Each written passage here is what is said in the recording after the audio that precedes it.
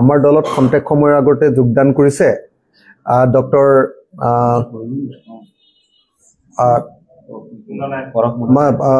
Doctor Parashmoni সিংহ ডাঙৰীয়া। Doctor Parashmoni সিংহ ডাঙৰীয়া হ'ল আপোনালোকে সকলোৱে চাগে জানে আমাৰ তেজপুৰ লোকসভা সমষ্টিৰ এসময়ৰ অতি প্ৰখ্যাত সাংসদ পূৰ্ণনাৰায়ণ সিংহৰ পুত্ৰ ডক্টৰ পৰশমণি সিংহ। পৰশমণি সিংহ আজি আমাৰ দলত যোগদান কৰিছে। তেখেত কংগ্ৰেছৰ সেৱা দলৰ ষ্টেট কমিটিৰ জেনেৰেল ছেক্ৰেটাৰী আছিলে। মই আকৌ এবাৰ কৈছো ডক্টৰ পৰশমণি সিংহ আজি আমাৰ দলত যোগদান কৰিছে। ডক্টৰ সিংহ আছিলে আমাৰ সকলোৰে শ্ৰদ্ধেয় অসমৰ এজন প্ৰখ্যাত সাংসদ তেজপুৰৰ পূৰ্ণনাৰায়ণ সিংহ ডাঙৰীয়াৰ পুত্ৰ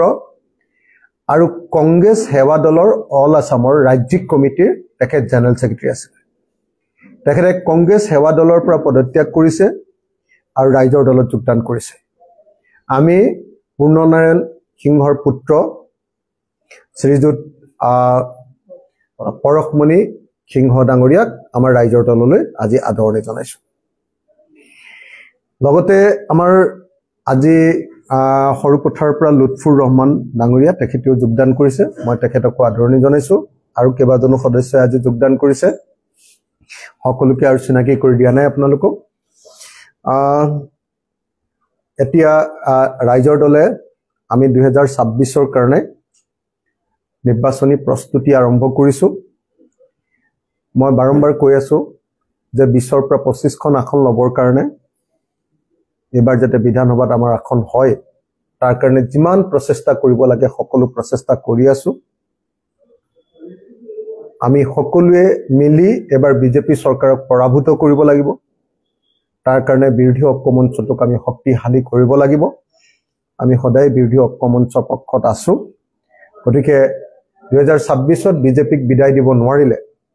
অসমীয়া জাতিটোৰ সঁচাসঁচিকে বিপদ অনিবাৰ্য হৈ পৰিব। আৰু সেইকাৰণে মই আপোনালোক সকলোকে অসমবাসী ৰাইজক সকলোকে অনুৰোধ জনাইছো, আহক আমি সকলোৱে মিলি 2026 চনত আমি বিজেপিক পৰাভূত কৰোঁ।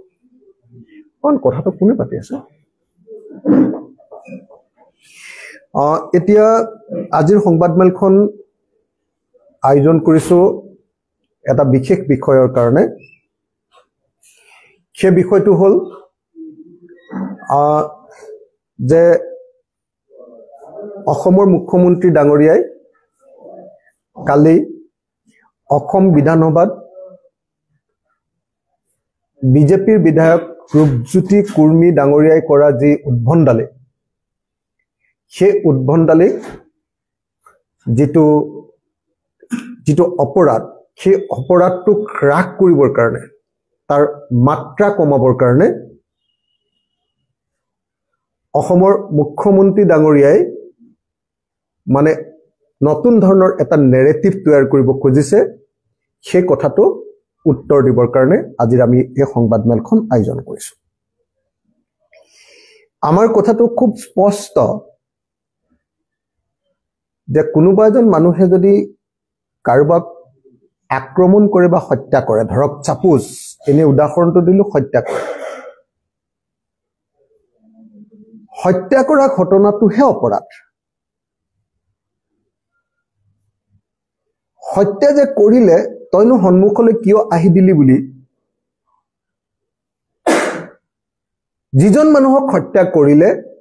তেওঁক অপৰাধী সজোৱাটো পৃথিৱীৰ কোনো দেশতে আইন নাই। কালি আপোনালোকে সকলোৱে দেখিছে যে যেতিয়া সমগ্ৰ অসম জুৰি ৰূপজ্যোতি কুৰ্মীৰ যি উদণ্ড অগণতান্ত্ৰিক স্বেচ্ছাচাৰী ফেচিষ্ট যি আচৰণ দেখা গৈছিল, তাৰ বিৰুদ্ধে সমগ্ৰ ৰাজ্যজুৰি যি প্ৰতিবাদ হৈছিল, সেই প্ৰতিবাদক হ্ৰাস কৰিবৰ কাৰণে, সেই প্ৰতিবাদৰ চুক কমাবৰ কাৰণে, বিজেপিৰ প্ৰতি চলা ঘৃণাক চুক কমাবৰ কাৰণে বিজেপি দল আৰু বিজেপি চৰকাৰে এটা নতুন তেওঁলোকে এটা বুদ্ধি উলিয়াই পেলাইছে। বুদ্ধিটো কি বিজেপি দলে কৈছে যে ৰূপজ্যোতি কুৰ্মীয়ে ক্ষমা খুজিব লাগে মই আপোনালোকক সুধিছো যে ৰূপজ্যোতি কুৰ্মীয়ে ক্ষমা খোজাৰ কিবা অৰ্থ আছে নেকি বাৰু আপোনালোকে নিজে কওকচোন ৰূপজ্যোতি কুৰ্মী সম্পৰ্কেতো আমি সকলোৱে জানো সেদিনা বিধানসভাত ৰূপজ্যোতি কুৰ্মীয়ে ক্ষমা খুজিলে খুজি গৈ আকৌ কি বুলি ক'লে আকৌ ক'লে যে মোক যদি মাজত মাতে তেতিয়াহলে এইবাৰতকৈ মই বেছি উৎপাত কৰিম ক্ষমা খুজি থৈ গ'ল অলপ আগতে তাৰপিছত গৈ ৰাতি তেওঁ ক'লে যে মই তাতকৈ বেছি উৎপাত কৰিম এতিয়া ৰূপজ্যোতি কুৰ্মীয়ে নিজৰ আসনৰ পৰা উঠি আহি আমাৰ বিধায়ক চেয়াৰমান আলীক শাৰীৰিকভাৱে আক্ৰমণ কৰিবলৈ চেষ্টা কৰিছিলে আৰু আমাৰ বিধানসভাৰ যি আমাৰ পুলিচ শক্তি থাকে কি বুলি কয় মাৰ্চেলে তেওঁক ৰখাই দিছিলে আৰু ৰখাই দিয়াৰ পাছতো আমি দেখিবলৈ পাইছিলো যে ৰূপজ্যোতি কুৰ্মীয়ে মাৰিবৰ কাৰণে হাত দাঙি আছে সেইটো এটা অপৰাধ সেই অপৰাধৰ শাস্তি কি হ'ব লাগিছিলে সেই অপৰাধৰ শাস্তি হ'ব লাগিছিলে যে এইবাৰৰ বিধানসভাৰ কাৰণে এইবাৰৰ বিধানসভা মানে কি আৰু এবছৰ যে বিধানসভা আছে সেই এবছৰৰ কাৰণে ৰূপজ্যোতি কুৰ্মীক বিধানসভাৰ পৰা এক্সপেল কৰি দিয়াটো বিধানসভাৰ পৰা খেদি দিয়াটো আৰু বিধানসভালৈ এদিনো আহিব নোৱাৰাটো হ'ব লাগিছিলে এবাৰৰ শাস্তি এতিয়া বিজেপি দলৰ যিজন আমাৰ অধ্যক্ষ আছে বা উপাধ্যক্ষ আছে তেখেতসকলে সেই কামটো নকৰিলে এতিয়া সেই কামটো নকৰাৰ কাৰণে অধ্যক্ষক কোৱা নাই উপাধ্যক্ষক বিজেপি দলে কোৱা নাই যে কথাটো ভুল হ'ল কি কৰিছে কৈছে যে আকৌ এবাৰ ক্ষমা খুজি দিয়ক তাৰ মানে কি মানুহৰ ওচৰত ৰূপজ্যোতি কুৰ্মীয়ে যি পৰিৱেশ সৃষ্টি কৰিলে আৰু মানুহৰ ওচৰত যি ধৰণৰ এটা প্ৰতিক্ৰিয়া কৈছে সেই প্ৰতিক্ৰিয়াটোক মাৰ নিয়াবৰ কাৰণেহে এই কামটো কৰিছে বিজেপি দলে নাম্বাৰ 1 নাম্বাৰ 2 আপোনালোকে চাওক যে বিজেপি দলৰ ৰাজ্যিক সভাপতিয়ে যেতিয়া ক'লে যে ৰূপজ্যোতি কুৰ্মীয়ে ক্ষমা খুজিব লাগিব তাৰ পাছত ৰাতিলেহে অসমৰ মুখ্যমন্ত্ৰীজনে কৈছে যে ৰূপজ্যোতিক ক্ষমা খুজিব লাগে ৰূপজ্যোতিয়ে ক্ষমা খুজিব লাগে অথচ কি হ'ব লাগিছিলে যদি অধ্যক্ষই আচল ষ্ট্ৰিক্ট একচন নললে তেতিয়াহ'লে তেওঁলোকৰ দলৰ পৰা শাস্তিমূলক ব্যৱস্থা ল'ব লাগিছিলে শাস্তিমূলক ব্যৱস্থা নললে কি কৰিলে এনেকুৱা এজন মানুহক ক'লে যে তুমি আকৌ এবাৰ ক্ষমা খুজি দিয়া আৰু অসমৰ সকলো মানুহে জানে যে তেওঁ এইমাত্ৰ ক্ষমা খুজি তাৰ 5 মিনিটৰ পিছতে আকৌ তাতকৈ ডাঙৰ গণ্ডগোল কৰে এনেকে ঘটনাটো তেওঁ মুখ্যমন্ত্ৰীয়ে ডাইলুট কৰিবৰ কাৰণে চেষ্টা কৰে আৰু মুখ্যমন্ত্ৰীয়ে ঘটনাটোক গুৰুত্ব হ্ৰাস কৰিবৰ কাৰণে কি ক'লে ঘটনাটোৰ গুৰুত্ব হ্ৰাস কৰিবৰ কাৰণে অসমৰ মুখ্যমন্ত্ৰীয়ে কি ক'লে ঘটনাটোৰ গুৰুত্ব হ্ৰাস কৰিবৰ কাৰণে অসমৰ মুখ্যমন্ত্ৰীয়ে ক'লে যে ৰূপজ্যোতি কুৰ্মীয়েতো ক্ষমা খুজিবই লাগে কিন্তু লগতে অখিল গগৈক ক্ষমা খুজিব লাগে আৰু যিজন মানুহক মাৰিছে সেই মানুহজনক জেলত ভৰোৱাৰ নিয়ম কৰবাত আছে নেকি যিজন মানুহে মাৰিছে তেওঁকে জেলত ভৰোৱাৰ নিয়ম এতিয়া মানে যি সেই ঘটনাৰ বলি হৈছে সেই বলি হোৱা মানুহজনকো জেল দিব আৰু যি ঘটনা কৰিছে তেওঁ জেল যাব লাগে দুখটো সমান তাৰমানে এই যে অসমৰ মুখ্যমন্ত্ৰীৰ এই ধৰণৰ অতি নাটকীয় অতি বদমাছি অতি কৌশলী আৰু সকলো ঘটনাক এনেকৈ ডাইলুট কৰি ডাঙৰ অপৰাধ এটা সৰু কৰিবৰ কাৰণে কৰা যিটো চক্ৰান্ত সেই চক্ৰান্তটো আকৌ এবাৰ আমি দেখিবলৈ পাইছো মই এই কথা বিধানসভাত কম বুলি ভাবিছিলো কিন্তু দুৰ্ভাগ্যৰ কথা যে মোৰ মাৰ শাৰীৰিক অসুস্থতা সাংঘাতিক ধৰণে আকস্মিক শাৰীৰিক অসুস্থতা হৈছে মই যিকোনো প্ৰকাৰে এতিয়া এই মুহূৰ্তত মই গুৱাহাটীৰ পৰা ওলাই যাবই লাগিব সেইকাৰণে কাইলৈ মই বিধানসভাত উপস্থিত থকাটো অসম্ভৱ থাকিব নোৱাৰো গতিকে যেহেতু কাইলৈ মই বিধানসভাত উপস্থিত থাকিব নোৱাৰো মাক যোৰহাট মেডিকেল কলেজলৈ লৈ অহা হৈছে ময়ো দৌৰা-দৌৰিকে ইয়াৰ পৰা যাব লাগে গতিকে মই আপোনালোকক সংবাদ মাধ্যমৰ জৰিয়তে অসমৰ মুখ্যমন্ত্ৰীৰ প্ৰকৃত মুখাখন খুলি দিবলৈ যত্ন কৰিছো মই আকৌ এবাৰ কলো আপোনালোকক আকৌ ৰিপিট কৰি দিওঁ যে যি আক্ৰমণ কৰে আক্ৰমণকাৰীহে জেললৈ যায় অৰ্থাৎ তেওঁ অপৰাধী যাক আক্ৰমণ কৰা হয় সেই আক্ৰমণৰ বলি হোৱা মানুহজন কেতিয়াও অপৰাধী হ'ব নোৱাৰে মই ভাবো যে সেই কাৰণে আজিৰ দিনটোত আপোনালোকক মই এটোৱে কথা ক'ব খোজো যে ধুদৰালি আপোনালোকে যদি চাই যোৰহাট জিলাৰ দেবেৰাপাৰা নকছাৰীৰ পৰা আমগুৰিৰ জাজি দলঙলৈকে এইখিনি মৰিয়নি সমষ্টিত পৰে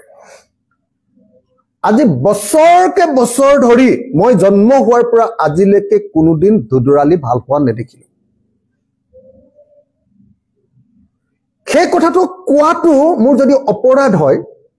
তেতিয়াহ'লে তো তেনেকুৱা অপৰাধ পৃথিৱীৰ সকলো মানুহে কৰা উচিত বুলি মই ভাবো মই কিবা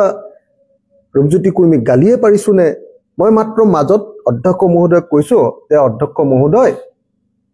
ৰূপজ্যোতি কুৰ্মী ডাঙৰীয়াই যে কৈ আছে ইমান ৰাস্তা পদূলি ধুদৰালি ইমান ভাল হ'ল তেখেতৰ নিজৰ সমষ্টিৰে চোন 13 কিলোমিটাৰ ৰাস্তা দেবেৰাপাৰা চাৰিআলিৰ পৰা নকছাৰীৰ পৰা জাজি দলঙলৈকে এই ৰাস্তা খুব ভয়ানক আমগুৰি টাউনৰ পৰা সিফালৰ অংশটো গোটেই ধুদৰালিটো মানুহ এতিয়া যাব নোৱাৰে ভাগি সিগি মানে একেবাৰে মানুহ যাব নোৱাৰে গাত আৰু গোটেই মানুহবিলাক ধুলিৰ কোবত ওচৰৰ পাজৰ মানুহ তাত বসবাস কৰাটো সম্ভৱপৰ হৈ থকা নাই এনেকুৱা পৰিস্থিতি হৈছে আনকি এই ৰাস্তাটোত পানীও কোনো নামাৰে PWD ডিপাৰ্টমেণ্ট কিন্তু নাজিৰা সমষ্টিত পৰিছে এতিয়া নতুন নাজিৰা আগৰ আমগুৰি পুৰণি আমগুৰি মানে প্ৰদীপ হাজৰিকাৰ আগৰ আমগুৰি সমষ্টি আৰু এতিয়া নাজিৰা সমষ্টি পৰিছে নাজিৰা ডিভিজন PWD হিচাপত তো গতিকে এই কথাটো কোৱাটো মোৰ আপোনালোকে সকলোৱে জানে যে মোৰ ঘৰ মৰিয়নি বিধানসভা সমষ্টিৰ অন্তৰ্গত লুখৰাখন গাঁৱত আমাৰ ঘৰখনৰ পৰা ওলাই গৈ আমাৰ গাঁৱৰ ৰাস্তাটো গৈ ধুদৰালিত উঠিছে 1.5 কিলোমিটাৰ মান গৈ ধুদৰালিত উঠিছে ধুদৰালিত উঠিয়ে আমি এনেকে গাঁতত এনেকে সোমাই দিব লাগে আমাৰ গাঁৱৰ ৰাস্তাটোতকৈ বেয়া গতিকে সেই কথাটো কোৱাটো যদি অপৰাধ হয় আৰু সেই অপৰাধৰ যদি ক্ষমা খুজিব লাগে বুলি অসমৰ মুখ্যমন্ত্ৰীজনে যদি কয় তেতিয়াহ'লে এই কথাটো বুজি উঠিবই লাগিব যে অসমৰ মুখ্যমন্ত্ৰীজনে আচলতে ৰূপজ্যোতি কুৰ্মীক ক্ষমা খুজিবলৈ কোৱাটো এটা কৌশল মাত্ৰ আচলতে ক্ষমা খুজিবলৈ কোৱা নাই অসমৰ মানুহে যেহেতু বিজেপি দলক ঘৃণাৰে উপচাই পেলাইছে যে এই দলটো সকলোবিলাক এনেকুৱা উদণ্ড নেকি ইমান উদণ্ডামি কৰাৰ পাছতো চোন অধ্যক্ষই কোনো একশ্যন নললে এওঁলোকটো অধ্যক্ষওটো বিজেপি দলৰ পৰাই আহিছিলে আৰু এওঁলোকেওটো সদায় এই বিজেপি দলৰ পক্ষতে অৱস্থান লৈ থাকে সেইকাৰণে নকৰিলে নেকি এই বুলি যেতিয়া গোটেই চাৰিওফালে বিজেপি বিৰোধী ঢৌ বলে তেতিয়াই মানে মুখ্যমন্ত্ৰীয়ে ঘটনাটোৰ গুৰুত্ব হ্ৰাস কৰিবৰ কাৰণে এই কাম কৰা দেখা গ'ল আৰু সেইকাৰণে মই স্পষ্টভাৱে কৈ দিব খুজিছো যেহেতু কাইলৈ বিধানসভাত এই কথাটো কোৱাৰ কথা আছিলে মই কিন্তু উপায়বিহীন হৈ মই এতিয়া ঘৰলৈ যাবলগীয়া হৈছে মাৰ অসুখ যোৰহাট মেডিকেল কলেজলৈ আনি থকা হৈছে গতিকে মই নিজেও গৈ আছো ইমাত্ৰ আপোনালোকৰ লগত কথা শেষ কৰিম আৰু যাম গতিকে মই আপোনালোক সকলোকে অসমৰ মুখ্যমন্ত্ৰী এই চতুৰ বদমাছিক অসমবাসী ৰাইজে বুজি উঠিব বুলি অনুভৱ কৰাবৰ কাৰণে কথাখিনি মোৰ দৃষ্টিভংগীখিনি আমাৰ দলৰ দৃষ্টিভংগীখিনি আমাৰ ৰাইজৰ দৃষ্টিভংগীখিনি আপোনালোকৰ সন্মুখত মুকলি কৰি দিলো সমাজৰ আৰম্ভণিতে আপোনাৰ কথা স্পষ্ট কৰিছে 20 পৰা 25 লাখ ৰাজ্যলৈ প্ৰতিনিধি আগবঢ়াব এতিয়া মিত্ৰতাৰে আগবঢ়াব নে অকলশৰে আগবঢ়াব নাই যদি মিত্ৰতা কৰো তেতিয়া 25খন 20খন আপোনালোকে যেটো কৈছো কিন্তু যদি মিত্ৰতা নকৰো তেতিয়াহলে ডেফিনেটলি 126খন নহয় জানো মিত্ৰতা কৰিম কাৰণে কথাটো কৈছো আপোনালোকে কেতিয়াও এটো ভুল বাৰ্তা নিদিব যে আমি মিত্ৰতা কৰিবলৈ 100% ৰাজি আৰু মিত্ৰতা কৰিলেহে বিজেপিক পৰাভূত কৰিব পৰা যাব এই কথাটো প্ৰত্যেকজন অসমীয়া মানুহে বুজি উঠাটো দৰকাৰ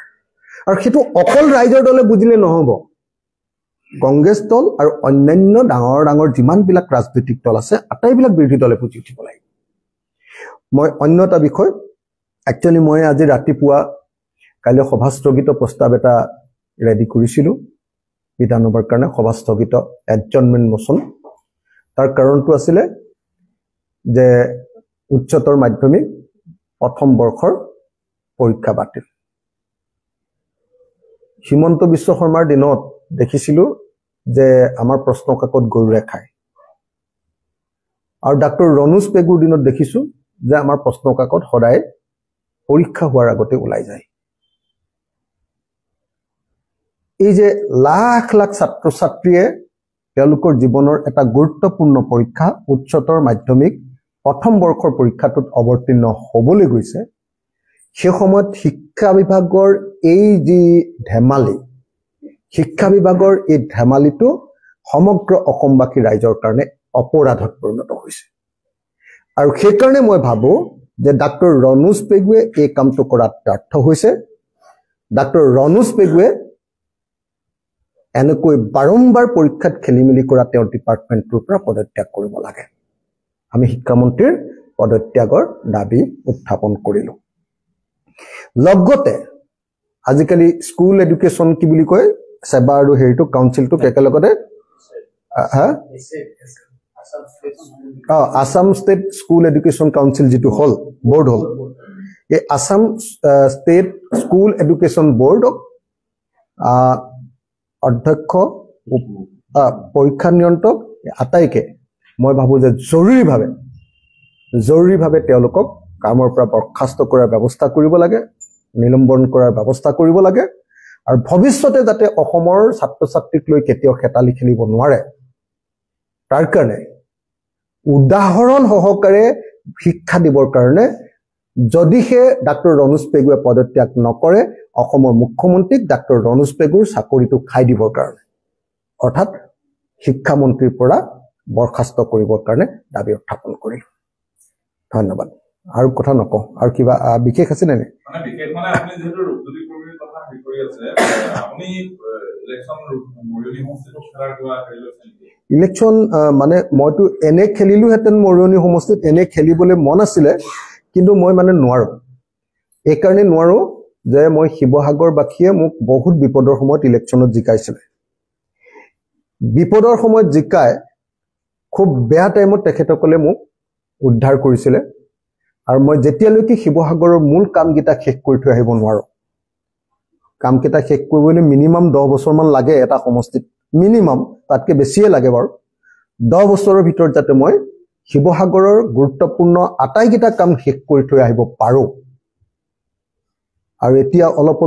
প্ৰথমতে জেলৰ পৰা ওলাইছিলোহে এতিয়াহে ৰাজনীতিটো শিকিছো ভালকে এতিয়াহে আকৌ চাৰিফালে অসমৰ আমাৰ দলৰ গুৰুত্ব বৃদ্ধি পাইছে এবাৰ চৰকাৰৰ অংশীদাৰ হ'ব পাৰিম গতিকে এবাৰ শিৱসাগৰৰ আটাইকেইটা কাম কৰি থৈ আহিব পাৰিম কিন্তু তেখেতসকলৰ শিৱসাগৰৰ সমষ্টিৰ আমাৰ ৰাইজৰ প্ৰত্যেকটো কাম নকৰাকে মূল কামকেইটা নকৰাকে মই তাৰ পৰা গুচি আহিলে শিৱসাগৰবাসীক বিশ্বাসঘাতকতা কৰা হ'ব গতিকে মই মৰিয়নিত ইচ্ছা থকাৰ পাছতো মৰিয়নিত ইলেকশন খেলিব নোৱাৰো কিন্তু খেলাৰ ইচ্ছা আছিল কাৰণ ঘৰটো মোৰ মৰিয়নি সমষ্টিত আৰু অটপালি আপোনাৰ ৰূপজ্যোতি কৰ্মী কিন্তু আমি আপোনালোকক নিশ্চয়তা প্ৰদান কৰিছো যে এবাৰ ৰূপজ্যোতি কৰ্মীক আমি মৰিয়নিত হৰুৱাম ৰূপজ্যোতি কৰ্মীক মৰিয়নিত এবাৰ ৰাইজৰ দলে পৰাজিত কৰিবই তাৰ কাৰণে যি ব্যৱস্থা ল'ব লাগে তাৰ কাৰণে ব্যৱস্থা ল'ব আৰু ৰূপজ্যোতি কৰ্মীৰ নিচিনা উদণ্ড মানুহে আমাৰ গোটেই মৰিয়নি সমষ্টিৰ ৰাইজৰ যেটো সন্মান হানি কৰি পেলাইছে গোটেই অসমৰ মানুহে এতিয়া এটাই প্ৰশ্ন কৰে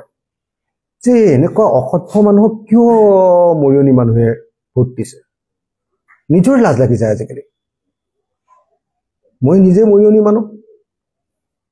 চাৰিওফালে আমাক অসমৰ মানুহে চাৰিওফালৰ পৰা ধৰিছে যে আপোনালোকে কিয় ভোট দিছে ইমান অসভ্য মানুহ এটা গতিকে এবাৰ যিকোনো প্ৰকাৰে মৰিয়নিত ৰূপজ্যোতি কৰ্মীক পৰাজিত কৰা হ'ব মৰিয়নি ইলেকশ্যনৰ পাছত অখিল গগৈ আপুনি কৈছিল যে এবাৰ যদি মিত্ৰতা হয় সাবিছত যদি মিত্ৰতা হয় তেনেহ'লে আসনৰ হিচাপ নিকাচটো আগতে হ'ব লাগিব কংগ্ৰেছৰ কাৰণ ডাক্তাৰী বহুত কৰিলে গতিকে আপুনি ক'লে যে 20ৰ পৰা 25খন আসন আপোনালোকে লক্ষ্য কৰিছে আসন কিমান দিব লাগিব চুক্তি কিমান হ'ব সেইটো এতিয়াইতো ক'ব নোৱাৰি আমাৰ কথা বাৰ্তা চলি আছে আমাৰ দলবিলাকৰ মাজত এবাৰ আপোনালোকক সন্মুখত দেখুৱাই কথা বাৰ্তা নহয় আৰু এনে আপোনালোকে ডাঙৰ কৰি দিয়ে সৰু কথাটো এইবাৰ আমি একদম বঢ়িয়াকে কথা বাৰ্তা পাতি আছো আমাৰ মাজত ধুনীয়া বুজাবুজি হ'ব আৰু এবাৰ বিজেপিক হৰুৱাম একদম হিমন্ত বিশ্ব শৰ্মাই ইলেকশ্যনৰ পাছত ক'ব লাগিব যে মই বহুত ভুল কৰিলো মানে যেতিয়া মানে মানুহ এজন একেবাৰে মৰি থাকে একো নকৰে তাক কোনেও টাৰ্গেট নকৰে মই যেটো এক্টিভ হৈ থাকো সবে মোক টাৰ্গেট কৰিব আৰু মই টাৰ্গেট কৰাটো বিচাৰো কৰি থাকক না একো নাই আসনৰ সংখ্যা কেন্দ্ৰিক সংঘাতে বিজেপিক একো সহায় কৰিব নেকি নাই নকৰে আমি ধুনীয়া বুজাবুজিত আহিম টেনচন ফ্ৰী থাকক